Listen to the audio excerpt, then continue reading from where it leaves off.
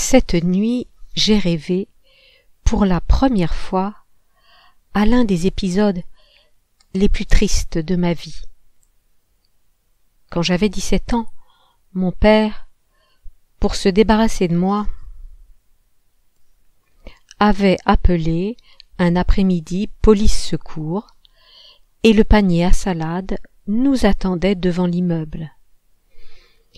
Il m'avait livré au commissaire du quartier en disant que j'étais un voyou. J'avais préféré oublier cet épisode, mais dans mon rêve de cette nuit, un détail effacé lui aussi avec le reste m'est revenu et m'a secoué 40 ans après, comme une bombe à retardement. Je suis assis sur une banquette, tout au fond du commissariat, et j'attends, sans savoir ce qu'ils veulent faire de moi. Par moments, je tombe dans un demi-sommeil. À partir de minuit, j'entends régulièrement un moteur et des portières qui claquent. Des inspecteurs poussent dans la salle un groupe disparate, des gens bien habillés, d'autres l'allure de clochards. Une rafle. Ils déclinent leurs identités. Au fur et à mesure, ils disparaissent dans une pièce dont je ne vois que la porte grande ouverte. La dernière à se présenter devant le type qui tape à la machine est une femme très jeune, les cheveux châtains, vêtue d'un manteau de fourrure. À plusieurs reprises, le policier se trompe sur l'orthographe de son nom et elle le répète avec lassitude. Jacqueline Beausergent. Avant qu'elle entre dans la pièce voisine, nos regards se croisent. Je me demande si la nuit où la voiture m'a renversée, je ne venais pas d'accompagner Hélène Navachine à son train, gare du Nord. L'oubli finit par ronger des pans entiers de notre vie, et quelquefois de toutes petites séquences intermédiaires. Et dans ce vieux film, les moisissures de la pellicule provoquent des sautes de temps et nous donnent l'impression que deux événements qui s'étaient produits à des mois d'intervalle ont eu lieu le même jour et qu'ils étaient même simultanés. Comment établir la moindre chronologie en voyant défiler ces images tronquées qui se chevauchent dans la plus grande confusion de notre mémoire ou bien se succèdent, tantôt lentes, tantôt saccadées, au milieu de trous noirs. À la fin, la tête me tourne. Il me semble bien que cette nuit-là, je revenais à pied de la gare du Nord. Sinon, pourquoi me serais-je trouvé si tard, assis sur un banc, tout près du square de la Tour Saint-Jacques, devant la station des autobus de nuit. Un couple attendait lui aussi à la station. L'homme m'a adressé la parole d'un ton agressif. Il voulait que je les accompagne, lui et la femme, dans un hôtel. La femme ne disait rien et paraissait gênée. L'autre me prenait les bras et essayait de m'entraîner. Il me poussait vers elle. « Elle est belle, hein? Et encore, tu n'as pas tout vu. » J'essayais de me dégager, mais il était vraiment poisseux. Chaque fois, il me prenait de nouveau le bras. La femme avait un sourire narquois. Il devait être ivre, et il rapprochait son visage du mien pour me parler. Il ne sentait pas l'alcool, mais une drôle d'eau de toilette, l'aqua di selva. Je l'ai poussé violemment du revers du bras, il m'a regardé bouche bée, l'air déçu. Je me suis engagée dans la rue de la Coutellerie, une petite rue oblique et déserte, juste avant l'hôtel de ville. Au cours des années suivantes, et même pas plus tard qu'aujourd'hui, j'y suis revenue pour essayer de comprendre le malaise qu'elle m'avait causé la première fois. Le malaise est toujours là, ou plutôt la sensation de glisser dans un monde parallèle, en dehors du temps. Il suffit que je longe cette rue et je me rends compte que le passé est définitivement révolu sans que je sache très bien dans quel présent je vis. Elle est un simple passage que les voitures prennent en trombe la nuit. Une rue oubliée et à laquelle personne n'a jamais fait attention. Cette nuit-là, j'avais remarqué une lumière rouge sur le trottoir de gauche. Cela s'appelait les calanques. J'y suis entré. La lumière tombait d'un lampion au plafond. 4 personnes jouaient aux cartes à l'une des tables. Un homme brun à moustache s'est levé et s'est dirigé vers moi. « Pour dîner, monsieur ? C'est au 1er étage. » Je l'ai suivi dans l'escalier. Là aussi, une seule table était occupée par 4 personnes, 2 femmes et 2 hommes, près de la baie vitrée. Il m'a désigné la première table à gauche, au débouché de l'escalier. Les autres ne m'ont prêté aucune attention. Ils parlaient bas. Un murmure ponctué par des rires. Des paquets de cadeaux étaient ouverts sur la table, comme s'ils célébraient un anniversaire ou qu'ils fêtaient un réveillon.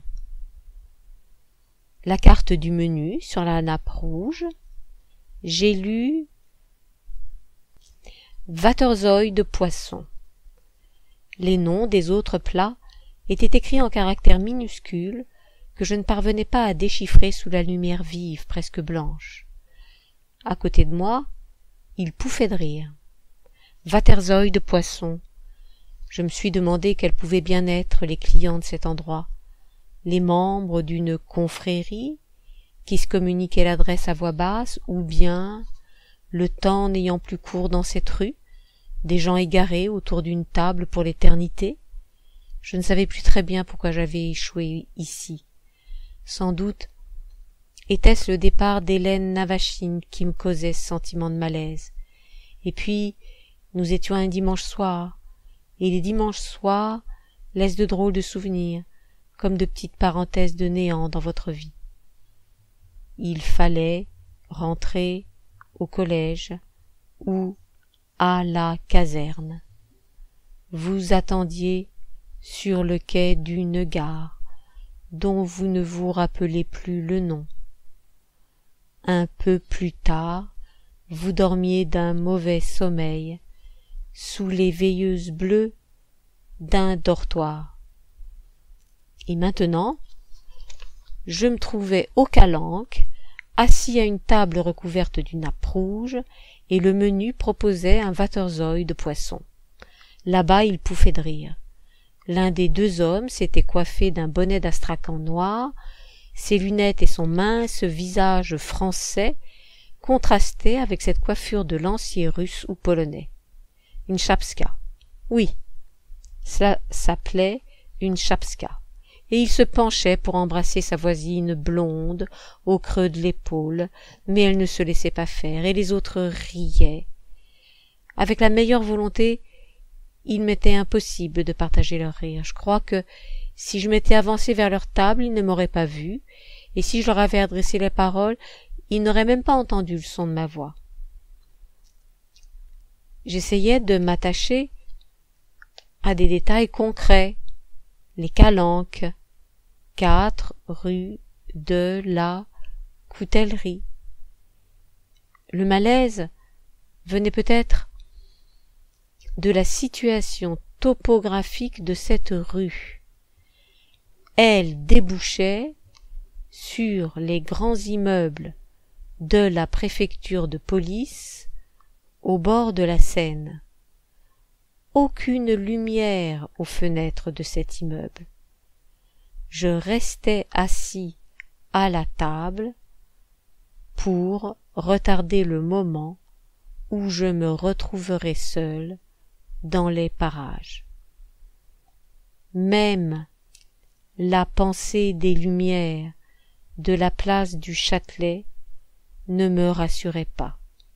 Ni plus loin Saint-Germain-l'Auxerrois, qu'il faudrait atteindre par les quais déserts.